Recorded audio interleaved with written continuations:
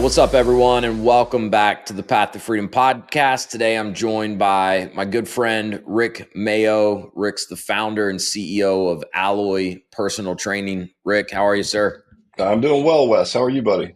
Good, man. I always get excited when I have the chance to talk with you, and we had the chance to catch up in person a couple weeks ago at a conference, which is even better. And we stay in touch, but it's always good to get together face to face. But you've been on the podcast before. I think it was like 3 years ago that you were on the podcast. I'd kind of recently gotten introduced to your brand, Alloy Personal Training. I mean, you guys have just been growing like wildfire since then. Just celebrated a milestone, 300 plus units or licenses awarded, which, I mean, the percentage of franchisors that ever get to that mark is very, very small. So first of all, congratulations on you to that. But I wanted to have you come on and just talk a little bit about what the last few years have been like as you guys have been kind of on this rocket ship. Yeah, no, I appreciate it. It has moved fast. It's funny when you and I talk and you say that number out loud. You know, it's we rarely have time to slow down and take stock of where we are or what we've done. Yeah. It's more like, the goalpost is always moving, rightly so. Yeah. And we're just looking to, keep franchisees supported. And so you just get stuck in that, which is a good place to be. But every now and then you stop and it's like, man, 300. And I mean, shoot, man, we're on pace for like 20 more this month. So that'll I put us believe at it. like 320-ish, maybe a hair more or less. But yeah, Yeah. it's a tiger by the tail, but I'm enjoying the heck out of it. Well, and look, it's for good reason, that you guys are continuing to grow at the pace that you are. And we were just talking offline, and I told you, for me, looking from the outside in, I have a ton of confidence. I've placed 3, maybe even 4 people, with you guys as franchisees. Love the business model itself, but also in getting to know you a little bit, I have ultimate confidence that you guys are in it for the right reasons. You have a franchisee first, mentality to everything that you do, and so you guys have been growing like crazy, yes, but you've not grown too fast, in my opinion. You've not, gotten out over your skis. You mentioned so much of you and your team's time and energy goes into supporting the franchisees that you already have. And so to my original point, the reason you guys are able to continue growing at this pace is because you're taking that franchisee first mentality. You'll see new brands come onto the scene and they sell 150, 200 licenses within a year. And then that growth will plateau or almost stop because they don't do a great job supporting the franchisees. And then it's hard to keep selling franchises if you don't have happy, successful franchisees. Yeah. I mean, we've always said that. It's like, listen, if we just focus on franchisee success, everything, including sales, will take care of themselves. It's like, it's really, not to oversimplify it, but it really is that simple. It is. It is that simple, and you hear everyone say it, but it's one of those things. Not everyone practices what they preach. And I could see where sometimes you lose sight of that, even if it's not intentional. As you are, just juggling all the different things that you have to juggle as a growing, emerging franchisor. But you guys really do seem like you've kind of kept that as your North Star, and it shows. And for those listening, I'll link the first episode that I did with Rick in the show notes. I'd encourage you to go back and listen to that because Rick did a really good job of sharing his background and his story, how he got to the point of starting what is now Alloy Personal Training, and how Alloy is kind of differentiated within the fitness sector, especially the fitness sector within franchising. So we won't spend much time on recapping all of that, but talk to me a little bit about, so when did you first start franchising Alloy? What year was that? We'll get right back to the episode in just a minute, but if you've been considering business ownership, if you're already a business owner looking to expand and you're curious about franchising, I'd love to connect with you, answer any initial questions that you have, talk about a specific franchise, and detail the exact process that I use and have taken hundreds of people through to help them understand franchise ownership, find the right franchise for them, and conduct the necessary due diligence. Click the link in the show notes if you'd like to schedule a free, no obligation strategy call. I look forward to talking with you. And now back to the episode. Well, we've been in business for 34 years, and before coming to franchising, we were running like a white label license. So we were working with 2,500 or so clubs worldwide. And eventually we're like, listen, man, we should just do our own franchise, because we were powering a bunch of other franchises with different mechanisms. So we launched at the very end of 2019. I laugh at that because timing's everything. Yeah, right. So I think January we awarded 8 licenses first, month one. I'm like, this is easy. This is like candy from a baby. And then the world catches on fire, right? So I'd say we really didn't get back on it until mid 21 when the veil started to lift a little bit. It was still kind of shaky, but there were states during COVID for a fitness business, brick and mortar. Even 2021, even mid to late 2021, a lot of people were still kind of bearish on those businesses at that point in time. But so, really 3.5 years, is where you guys have accomplished the vast majority of your growth. So, talk to me a little bit about what is your role? What does your day-to-day look like now compared to what it did in those early days of, franchising the Alloy brand? Yeah, I think, early on, as a lot of founders, I have a deep knowledge of the thing that we do because I've been doing it again for over 3 decades. So early on, I did more, I leaned in more specifically for different departments. And then what you realize over time is, as you start to scale your team, is you end up hiring people that are really good at their function. And rightly so, they're better at that function than you are. And so I would say that at this point in time, compared to when we first launched, I probably know less about the details of the day-to-day of what we're doing than ever, which if anybody's ever been through that level of scale, it's strangely unnerving. You would think well, that's great. You hire good people. It's like, yeah, but you feel like the dumbest person in the building at times. And when you learn that that's actually the goal, right, and what your real role is as CEO, it becomes more comfortable. But it's a learning curve, and it's a level of maturity and development that you have to go through as a CEO to step aside, give full autonomy. Certainly there's KPIs and there's measurements and there's all the things to be able to tell if every department is hitting on all cylinders. But the day-to-day, the decisions made in those departments, and then those leaders hiring their teams, my job has just become more about, again, creating the vision, being the best cheerleader for the team, supporting people where I can. It's kind of a running joke, Wes, that I'll come into the office and I just go office to office and I'm like, how was your weekend? And people are sort of like hands on keyboard and they look over at me and they're like, good. I'm like, awesome. So what'd you do? They look at me like, do I have work to do? Get out of my office. I got shit to do, man. Good talk. And I feel like I'm motivating everyone. I think I'm just getting on everyone's nerves and slowing them down.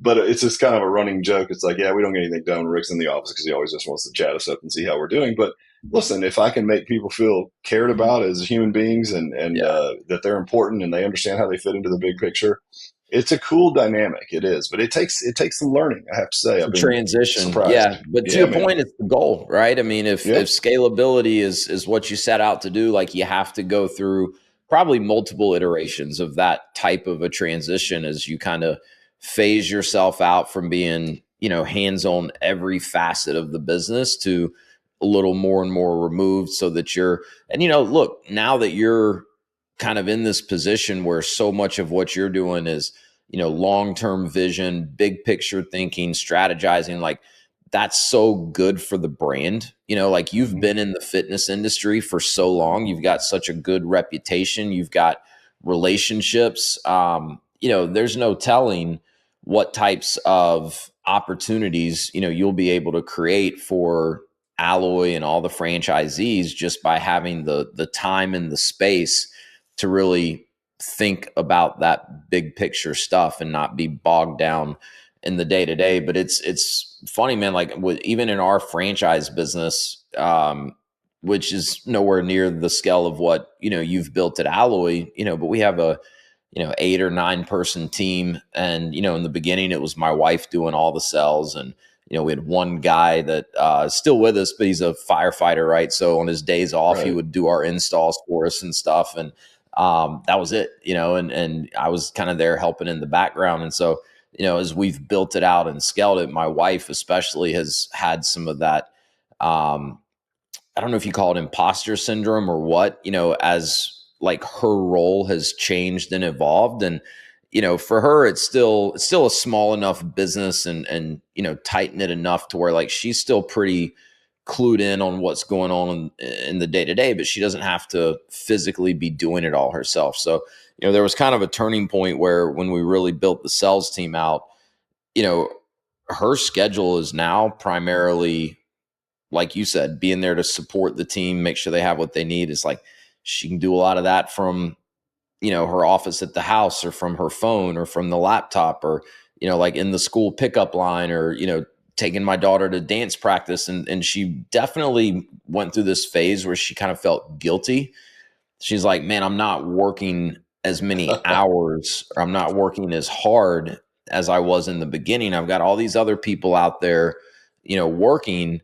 The business is growing. The business is doing more. We're actually making more money, but I'm working less. And like, I remember at least once or twice having to go to her and be like, Kelly, that's the goal, babe. Like Right. this, Yeah. we're It's doing what we set okay. out to do. Like you're doing it right. Like I know it feels weird, but you can't beat yourself up about it. Like that's the point. We'll get right back to the episode, but I wanted to quickly share a free resource with you. If you're curious about franchise ownership and want to learn more about how countless people, including myself, have leveraged franchising as a way to create more freedom for themselves and to take control of their livelihood, I've put together an ebook. It's called Franchise Wealth Creation, and it's the perfect starting point for anyone that's just curious to learn more about this whole franchise thing and how I've helped hundreds of other people navigate all the steps involved in understanding and researching franchising.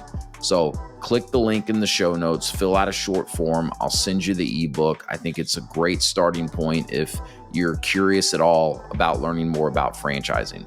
All right, let's get back to the episode.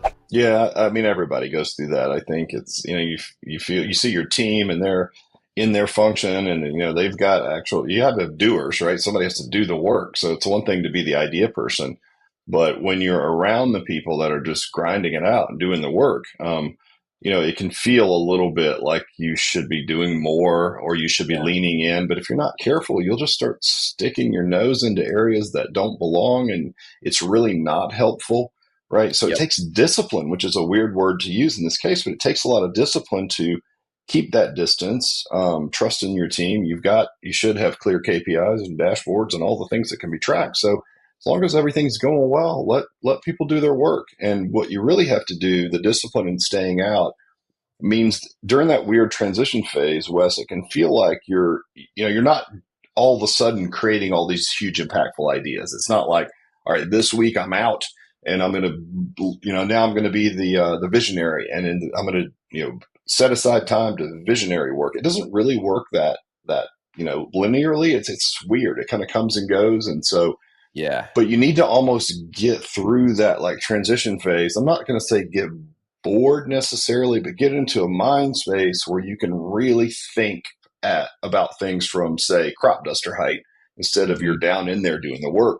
But Mm-hmm. there's a transition between moving out of like the doer into the visionary where you Yeah. probably are going to feel really lumpy and you might not have any great ideas. But then over time, you'll find that you're making less choices, maybe doing less things, but the things that you're doing and the choices you're making are wildly impactful. And Very you need impactful. that Yeah. downtime, clarity of mind, so that when you do make a suggestion or something like that, that it's a good one, that you got your right set of lenses on to do it. It doesn't come from a you need relief for this function because you're in the weeds or all the things, right? So Yeah, a it's just a rushed different animal. I decision. really enjoy it. I do. I like the flexibility of it. I've gotten Yeah, over that feel, that phase, a long while yeah, back. And yeah, I really enjoy it because, strategic relationships, talking to a guy like you, it's like, for me, these are things I would do if I wasn't paid. It's just fun. And so, boy, when you're doing work that you enjoy like that, and the end game of our business is helping people. So just the greater impact that you create with ideas and strategic relationships and equity partners and just all the things that come along that you need to work on as the CEO. It's really fun. I really do enjoy it, but it takes a minute. yeah. It's what'll propel the brand forward, man. I think the reason that the vast majority of small businesses never scale beyond a certain point is because you're exactly right. It takes discipline, for you as the owner, the founder, to be able to let go of some of these things that, used to be it was only you that did it. And then, maybe you gave away a little bit of it to someone else, but, you held on to certain things of it, or you kept coming up behind them and, double and triple checking to make sure that they did it right or did it the way that you would have done it. Like, it really does take discipline to delegate. And, to your point, if you have the right people, in place on your team, once they're kind of up to speed on what their role is and what they should be doing and what the objectives are, like, you probably will just get in the way and hinder them if you're sticking your nose in there too often. But it's one of these things, like, we sit here and talk about it, and everyone's be like, well, duh, like, yeah, this all makes sense. Right. It's a different thing when you're going through it yourself, like, Yeah, you there's have an to feel it. emotional. It's a strange Yeah. emotional Hmm. trigger, if you will. But a lot of that just goes back to, like, hey, what makes a good CEO? I mean, you have to have a stoic control of those emotions, right? You have to be able to say, okay, I feel this way. It doesn't mean it's wrong. It's just new for me. So, Yeah. like, it sounds weird. Hey, you're doing less work. Suck it up. But that's kind of what you're saying. It's like, Yeah. emotionally, you pull your head out of your rear because, like, this is what your role is, and you need to own that. And a lot of that means you got to be a little bit more mature. Got to wear a different set of lenses. And while it would, for most people listening, it might sound great to do less work. It's really unnerving if you're doing something you like and it's yours, right? And you're really Yeah. trying to grow it. It's like you really want to be more involved. There's a bit of a fear around that. But once you can get past that, man, then you're really cooking with oil, as we say. Well, you may be working less in terms of, like, the number of hours or the amount of traveling you're doing, or just, you're not grinding as hard as you were, but the work you're doing is critical and important. I can't remember if it was Jeff Bezos or, one of the big CEOs out there, and I don't remember exactly how he phrased it, but, he made a comment, something along the lines of, like, my job every day is to make, no more than one, maybe two decisions in a day. Right. But Right. he's like, but they're big decisions. They're decisions that only I, as the leader or the CEO of this company, can make. And so, while to a lot of people that may sound like, well, what the hell are you doing all day? If what Right. you did was a great day, we made one decision. It's like, but you got a big organization with as many clients as you have, as many employees as you have, like, making the right decision can have massive consequences, making the And right or the wrong decision. there's a pressure that comes with that. I heard, before he got all politicized, love him or not, Elon Musk, I love him as an entrepreneur. Yeah. And he was describing to someone that being a founder or a CEO or both is a little bit like eating glass while staring into the abyss. And they were like, Yeah. what do you mean? He's like, well, the chances of your company making it are so low, right? Yeah. They really are, especially for him, tech startups, I can imagine, right? Yeah. Um, Yeah. and he's like, Building so rockets. you're standing there saying, I'm a one percenter, right? Which any betting person or any strategist would be like, you're insane. Like, it's not going to work. Yeah. So that's the abyss. Every day you're staring out there just hoping that this thing's going to work, right? And the eating glass part, and that speaks to what you were saying, which reminded me of it, is when you do get a problem in front of you as the CEO, it's a big freaking problem because Yeah. that means that it's gone through all the departments and everyone else has done their best to solve it, and they cannot. And so I think in the term that he used, he's like, you only get the shittest problems. And of course, Yeah. those are his word, but he means Yeah. like you're only, so it can feel like when you are presented with something that it's like catastrophic, right? So, and when you only hear catastrophic things, which you will when you're in that role, because no one's bringing you a problem that they can solve. They're That's only right. bringing it to you if they've given their best effort. Even your best teammates, it's like, listen, we got a thing we need to talk about. And you're like, oh my gosh, you know? And What so if, now?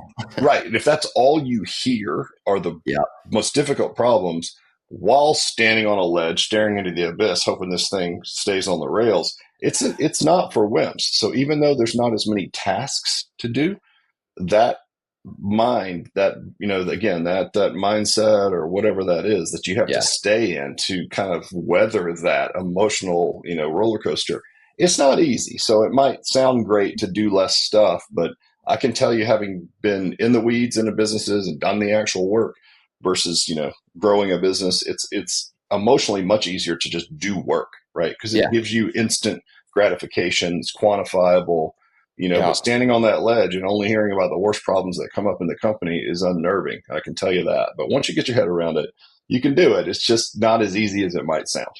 Yeah, spot on. And on top of that, like you've got to set the tone for the rest of the team, right? So when that can be very demoralizing, where it's just you're like putting out one fire after the other, you've got to do it with a smile on your face and keep the team motivated. And even if you're feeling pessimistic or just kind of unnerved about how things are going at a certain time, you can't let on that Yeah, way I to the mean, team if you don't want to I'm demoralize them. I'm so glad you said that because I think that's my main role is like, as you know, there's stages in franchising and there's stages that you go through when you feel like you're losing your mind because there's like this critical mass and you've got your new franchisees who feel like they can't just ping your cell phone anytime they want, you know what I mean, as the Yeah, founder. So they're like, oh, I used to be able to call the guy. I mean, it's just the way it works, right? And you yeah, got new franchisees coming on board and there's a certain tipping point of volume. And so there's these like inflection points that your team will run into where you feel like you're losing your mind. You're just like, are we crazy? Are we, it's like, no, it's my job to say, like, this is the nature of franchising, right? Like, this is the way it goes. And so just to get everyone prepared to be like, yeah, it's hard. I mean, I'm not discounting that. But at the same time, it's the way it's supposed to be. Like, it's hard for everyone, right? The yeah, difference between us and another company is that we can recognize it for what it is and we just keep blocking and tackling and executing and getting better, and that's the solution. It's not that there's problems in any business that are not to be completely solved, they're just to be managed. It's like there's people involved, right? yeah, Have you ever read yeah, Greg Nathan's old book that he published about the franchisee franchisor relationship? And it was a bit like yeah, a child parent relationship, which I know sounds yeah, derogatory, but like franchisees go through these stages, right? Where they're like, they need you for everything when they're babies. And then like, they're teenagers and they like, they don't, they think you're crazy. And then they get older and have their own kids and they're like, I don't want to hang out with you every weekend, but like, I appreciate what you've done. And I think franchisees go through these similar they stages totally and do. Yeah, to prepare our team for that so that when you're seeing people at a time when like, they're going into a brick and mortar, they're deploying all this capital. It's like they haven't been entrepreneurs before and they might seem overly reactive at certain times. It's like, it's just human nature. Like, let them have it. They're not mad. They're just freaking out because they've never been an entrepreneur. And, yeah, they're at this time. And then once the business is open, they're super happy and they just go up and down. It's our job to recognize, it's my job to let the team know we're fine. This is natural. This is how it works for everyone. And so that they can be like, okay, and you don't make light of I it see because what's happening here. yeah, Yeah, they're on the front lines. They're the ones having to have these tough conversations or whatever these things are. Um, so it's not my job to say, well, that's easy. Don't worry about it. It's just more like, hey, listen, man, you're doing a great job, but this is the way franchising is. There's absolutely nothing wrong. We're doing a great job. I can tell you if I compare our support and care and what we do to some other franchises I know, we're killing it. So just yeah. relax. Okay. And they're like, okay, cool. That's my job. Right. When I can tell you so did you have your team read that book? Yes. Everybody Yeah, that's a new hire has to read it. yeah. I think that's genius. So the first franchise that I worked for, franchisor, I got hired into a franchisee support role, right? So I was really just like a catch all for any question, comment, concern, That must feedback have been that fun. Oh, it was a blast. Because a pretty young growing system, right? So like when I started working there, the most tenured franchisee was probably 2.5, maybe 3 years. And I Hmm. think they had like maybe 12 or so franchisees when I started. And so they had a lot of franchisees that were in like their first year still, right? Hmm. So I was the guy they came to with questions for software or email or how do I wasn't like product or sales support necessarily, but a lot of that stuff still flowed through me. And it was my job to go find the answer and get it back to them. So basically a franchisee had one point of contact instead of, oh, I got to call this person for that and this person for that. And Dave Pasgan, who I think was Yep. the CEO of that company, and he had us read that exact book, and it did change the way I looked at it because every franchisee has a different personality. I had some franchisees that would call me in a complete panic, just freaking out. Another guy that was just kind of a hothead, right? So, when something wasn't going his way, he was yelling and cursing. And, other people were a little more passive aggressive. But what I figured out was like, these people are not mad at me, right? And I probably didn't even fully appreciate at the time all the emotions that someone's going through. They've just, taken money out of their 401k to start this business. They've got kids at home and they're trying to figure out if they're going to be able to make this thing work or not. But it definitely, like, I think helped me do that role a lot better. Yeah, I totally agree. And just having them, yeah, again, just having your team armed with that knowledge. And listen, it's, where they joke about being like the chief reminding officer. It's like, it's not like a one conversation or your team reads the book and then they're like, oh, great, no big deal. I mean, they're going to feel the weight of it at times. Like we had the CRM that we use is the largest one in the health club business. I mean, it's a $3 billion company or something at this point. So it's a massive company, but it's software. And so once every year or two, they'll go down for half a day, just weird stuff, right? I mean, it happens. It's Sure. had nothing to do with us. It's a third party software that we use, right? But it's interesting to see like from franchisees because, we obviously you hear from folks. It's like, hey, what's going on with the software? And interestingly, and this will make sense, the top third of our franchisees, we didn't hear anything from them. And if we did, it was like, all right, thanks for letting me know. Appreciate the support. And then the medium performers were losing their mind, right? So it's like, I don't know if there's a direct connection between like, again, that stoic control of emotions, but your top Yeah. performers were way less reactive, right?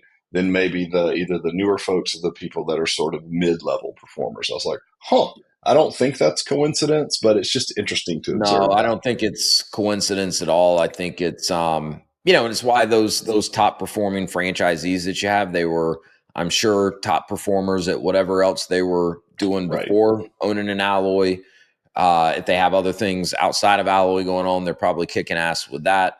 If they would have decided on another franchise instead of alloy, they probably would have been top performers there too, because so much of Yep. it's a mindset thing. And they understand that, your job as the franchisor is not to make them successful. Your job is to help them, leverage the business model, all the different systems and processes that you've built and the support that you provide, teach them how to use that and then do the work themselves to build it and be successful. And so yeah, your middle of the road or underperformers, they're kind of just like always on the lookout for something where they can point the finger and be like, well, we had a crappy week last week because the CRM was down for 45 minutes. They just want to push the blame off, right? And not look in the Yeah. mirror and take responsibility. So I don't think it's a coincidence at all. I think you see it in all aspects of life. Some people take full and complete responsibility for themselves and the actions they take and the results they get. Others don't. Yeah, it's interesting. I think a lot of people ask and would love to know, like, how do you identify the perfect franchisee? And I've talked to you, I've talked to other folks in the franchise organization that have awarded a lot of franchises to people, thousands of people, Um, and they all say the same thing, you just can't call it. Reminds me of that Shia Yeah. LaBeouf podcast where he tells the joke about, or the story about the Chinese farmer. It's like, a great thing happens. Oh, this is great. I don't know. Can't call it. A bad thing happens. This is great. I don't know. Can't call it. Yeah. And I feel that way as well. I've had people come into the system and they come into training with their team and you're like, man, I'm not sure about these guys. It's a little bit concerning. They crush it. Had Yeah. same people come through, super outgoing, bring this dynamic team, and you're like, these folks are going to kill it. And they Yeah. struggle at first, and so I don't think we really know. There's not not until you do the thing do you know. I wish there was like a perfect personality analysis on the front end. I know Yeah. a million people tried to build those. I just don't think it's that predictable because it's just up to the franchisee. Like if you're going to get in there and get to work and you'll just follow the play, and I know it sounds cliche, especially for franchisor, but it's true. Yeah. You'll be It is. fine, right? But it's an interesting dynamic. I've really enjoyed the people side of it. It's like a giant psychological study because nothing like business and deploying capital to really just unearth all of someone's personality, right? Especially with your business where there's a timeline that has Mm-hmm. to transpire, from when capital first starts being deployed to when you're in a position to start generating any sort of a return on that capital. People have uh, Dave Pasgan used to tell us, when we were bringing on new franchisees, he's like, look, everyone's going to have at least one, but probably more likely 2 to 3 oh shit moments within the first several months of becoming a franchisee. Like for some people, it happens like, right as they're sitting down to sign the franchise agreement. For some people, it happens like when they're getting on the plane to fly to training. For other people, it happens, when they get back from training and they're trying to process everything that they learned. But it was the oh shit moment. And so I think that's part of why there will always be surprises. Like, I mean, I imagine you guys now at 300 plus licenses awarded, you have a better idea today than you did when you first started of who you want as a franchisee, generally Yes. speaking, and maybe like who you don't want or who's not as likely to be a good fit. But to your point, there's always going to be surprises where you think someone's a layup, man. This is a no brainer. This person's going to crush it, top performer in no time, and they're underwhelming. And then vice versa, you see it happen the other way too. I think a lot of it has to do with how people respond, right? Because yes, take the playbook and follow it, but the thing about business is that, even if two franchisees are running the exact same playbook, it doesn't mean things are going to go exactly the same for both of those franchisees. So like what happens if, you have a franchisee who's opening a month later than they anticipated because there were delays in construction? What's that going to do to their mindset, right? How are Right. they going to react to that? Is that going to really throw them? Or are they going to have more of that stoic mentality and say, well, you know what? There's not a damn thing I can do to control that. So head down. Let's focus on the things we can control. Let's do some more pre-sales. Let's get out in the community, shake some hands, create some buzz. You're going to have any number of those types of curved balls that get thrown at you. And so how a franchisee responds to that. And then what happens is like, if you get thrown a little bit and you get a little bit off the playbook and then you get thrown off again and you get a little bit further off the playbook. And next thing you know, you're a year in and you haven't really even looked at the playbook in 6 months. It's hard for people to get back on board with all of it. Yeah. I mean, I think key, like for us, just having enough touch points, right, to keep those guardrails up, early on. And same conversations that I was talking about having with my team, having with franchisees. It's like everything's going to be fine. I've been doing this for 34 years, opened a Yeah. million gyms. You're good. Everything's cool. But also understanding, like you could say that, but it can't come from a place of like just relax. It's not Right. that, It's got to right? It's be just it's empathetic. empathetic to where they are. I understand. I've been there before. Here's how you're feeling. I get it. Here's what's actually happening. Keep your head down, right? Here's the things you can control. Um, but it's been interesting. So at one point, when we first launched the franchise, because I had a long history in the fitness industry and a half decent profile, a lot of fitness people came to the table. And at the Yeah. I was time, going to ask you about this. yeah, well, I felt a little bit like the founder. Now, this wasn't everyone, but like a lot of my fitness folks, you have this curse of knowledge. And so Yeah. it's a little bit like the movie The Founder, where the McDonald's franchisor was, awarding them to people in the restaurant business because that's who he Yeah. knew. And they were like, we're going to serve spaghetti on Sundays because kids like spaghetti. He's like, whoa, whoa, whoa, we just do hamburgers, and it's like, Yeah. nah, we're doing hot dogs. So I felt a little bit of that early I was going on. to ask And you, exactly about that. Yeah. Yeah, and I would tease because all of them I had personal contacts with. A lot of them are friends, so I would tease them about it, saying, "How come no one in my top third is has anything to do with the fitness industry? They're all semi-absentee. A lot of them kept their corporate gigs, right? They're not these wild, crazy, outgoing, crazy people that you would need for fitness.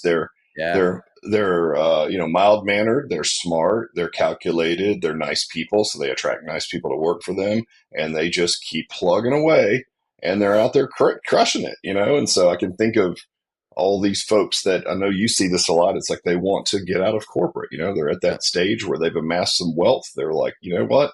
What am I doing? I'm making money for these other people. Like, I want to do my own thing. They want some purpose, which is why Alloy helps a lot, because it's like, hey, we're going to do some good in my community, right? Yeah. And I can think of there's a guy we have in the DC area, and he just doesn't like his corporate gig. But he's like a lot of us. He's got teenage kids. He can't afford to quit his job, so he has to keep his day job while trying to start his other opportunity. And then at some point, his dream is to leave corporate, right, and Yep. just do fitness, which would be great. Yep. So gets his first facility up and running.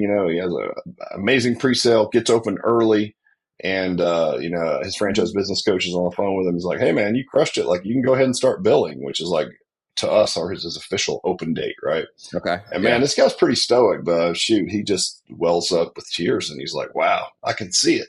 It's like, "What do you mean?" He's like, "I mean, I can see it." So it's like he's verbalizing that he can actually realize that this can happen for him now. Yeah. And So he's cool. got 3 territories. He comes back and adds one, so he can have this whole region that he wants, all these contiguous territories. And man, just one story after the other. We got a guy who's, he just broke our pre-sale record, and he lives 2 hours from his facility. And he also manages golf courses all over the country. So you look at that skill set that he has to manage employees from afar and still keep Yeah. them engaged and they feel supported. He's a good candidate to have a facility that's not in his backyard, right? Well, he Because can go build a damn empire, man. He can open up 20 of these things all over the country long term yeah, if that's what he wants to do, if he's got that type of experience and that type of skill set. yeah, I had him on the podcast and just asked him, like, well, what is it? And he just, in layman's terms, was like, listen, this is what we do. They're fully supported. I'm on the call with them once a week or more if they need to. They serve the customers, I serve them. And just Wow. a really interesting lens. But those have been the guys early on that have been super successful for us. Are just people that run the play. They're really nice folks.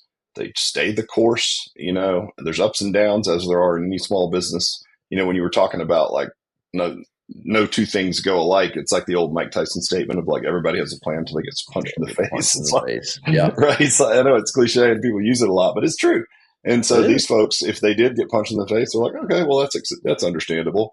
And it wasn't necessarily they had a lot of entrepreneurial experience. A lot of them do not. It was just that they were wired in the right way to just logically understand that, like, permitting got pushed back, 4 weeks or something. It's like, does Yeah. that stink? Yes. It Are they still sucks, going but to be it's all not the right? end of the world. Yes. Yeah, exactly. So I don't know, man, just lots of stories on rehabilitated corporate folks are looking to be that way, to get out of Yeah. their gig. Not fitness people at all, which has been interesting to me. They're enthusiasts. They understand that it does well. They are participants in it, Right. They but didn't not come from necessarily, the not at fitness all. industry. Yeah. Which, Zero, zero. that doesn't surprise. I'm sure that surprises a lot of people listening. It doesn't surprise me. It's why I was planning to ask you about, like, hey, I know you have franchisees that kind of have a fitness background. Like, how do those folks do compared to, your non-fitness background franchisees? Do you have any franchisees that already have a second location open? Yes. Okay. Because most of your owners are multi-unit owners, meaning Yeah. they've bought the rights to open more than one location, and are working on a development schedule to do that. So how many roughly do you have that already have more than a single location open?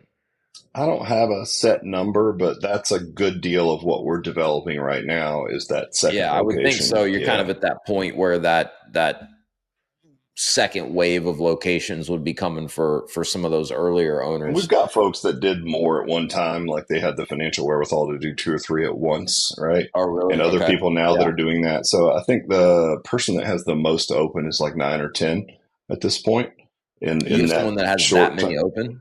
hmm Yeah, and Wow. other people are just Okay. right on their heels. So we have people that are going big. I mean, we've got groups, Wes, in the franchise that have 400 Hilton hotels and 200 massage envies. And I mean, these are folks that can scale big.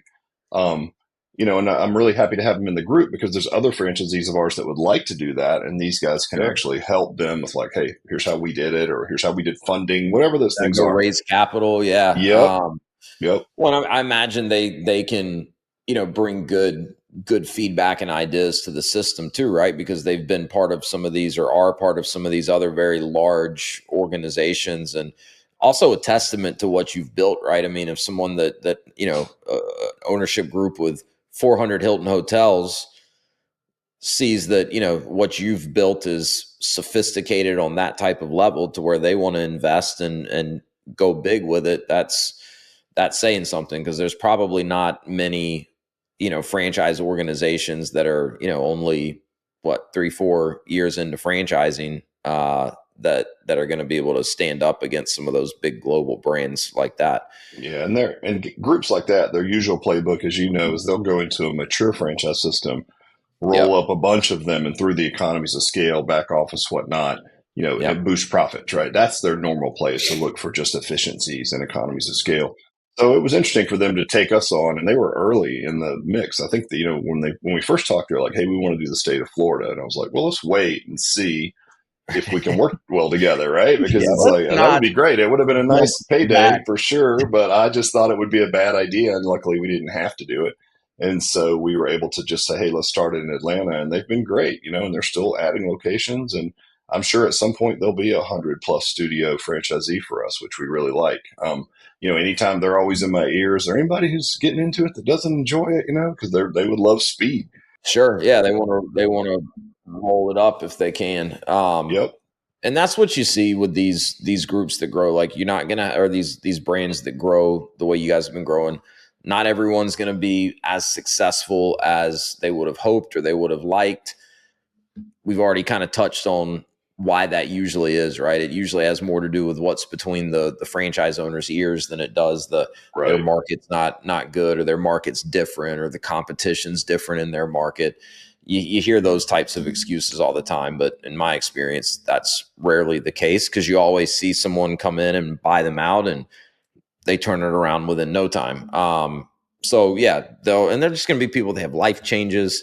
They just don't like it as much as they thought they were going to like it. And so even if the business is doing pretty well, it's like, hey, if I've got someone willing to buy it and give me a fair price for it, that's a good deal too. So, are you, I mean, where do you see this? I don't know, 5 years from now. I mean, look at the amount of growth that you guys have had just since you were on my podcast 3 years ago, right? Or since mid 2021, when you were really able to hit go on franchising after, COVID kind of settled down. Like, where do you see this thing 5 years from now, or even further out from there? What's the vision? Yeah, so the goal has been, we're dead on pace to have 800 locations awarded by 2030. So that would be Is that 5 years just from in the now. US? Yep, just in the lower 48. And it's interesting because if you look at other models that would be similar, and I'm happy to name them because it's a great brand, which is like a Club Pilates. When they Yeah. first opened, they were like, we have maybe 900. And that's just like for us, we've mapped out 150 of the major MSAs. These are like home run territories, 800 easy. But then when you look at some kind of a backfilling, right, like a B play for real estate, then you start Yep. looking at other like B markets that we didn't map because they're not major MSAs. Then you see like a brand like that, which has a similar age bracket avatar, right? Yep. Certainly more female leaning as a percentage. But then it's like, well, then we'll go to 1,500, and now it's like, no, we're going to go to 2,000. So who Yeah. knows really what the runway is? But just conservatively, and I know it's still a big, hairy, audacious goal, 800 by 2030 is the main focus right now. Yeah. I mean, I think you're spot on, because what is Club Pilates? I mean, Club Pilates has got to be close to 1,500. Yeah, Like, and now they've set a new goal of they think they've squeezed enough extra little spots out that they can find they're going to get to 2,000. yeah, So yeah, and for those listening, that's good franchise companies like a Club Pilates. Like, they're not doing that and then cannibalizing their existing no, studios. They're very intentional about it, which is why you see those types of goals change. But as certain areas grow as the brand grows in recognition and there's more demand for it. I mean, my wife was a Club Pilates member for years, but she canceled her membership because she could never find open slots. Like they just didn't have enough capacity, Right. Great for in the the business, but studio yeah. that Yep. was nearby. Like they could have put another studio literally 2 miles from where that one was, and it would have probably been full and busy. So, have you thought much about going internationally at some point? We have. I mean, we thankfully we have a lot of international relationships, so we've already been approached by folks out of New Zealand and Australia for master franchisor. Again, Hmm. it takes some discipline. Like, again, Yeah, right now, no, because we've got a tiger by the tail and there's so much runway. But I yeah, think, in the next few years, as we get that flywheel rolling, then I think we would look at it. Luckily, we've got really good contacts that carry other fitness concepts in other markets. And they're just like one of these overreaching brands that have lots of franchises under their banner. They do that too as a master franchisor. So they may have something that's for general fitness. They may have like a boot camp thing that targets 20 somethings. And then they're like, wow, here's a personal training thing that can target this, a bit older, more money market, right? And we would yeah. fit that That's where you niche guys for are them. so unique. You're not even competing against the vast majority of the biggest fitness brands out there, franchise or not. You're a complement or just something completely different from what they're Yeah, and doing. if you're a master franchisor of New Zealand, the country's not that big. So if you can own all the verticals in the fitness space, from the low cost $9 gym to the personal training and everything in between, it's not a bad place to be because people still like fitness, right? You just got to get all the verticals under your banner. So we would fit into those niches really well. But again, we're just going to hold off until we really get this lower 48 stabilized. Then we'll start to look at it. Well, you got a beautiful thing going, my man. Appreciate you, Appreciate you man. doing this. Always enjoy catching up with you. Tell everyone about your podcast, where they can check it out, where they can connect with you, follow you, and all that good stuff. We'll put it all in the show notes. Yeah, I mean, look, you can find me all over social media just by name.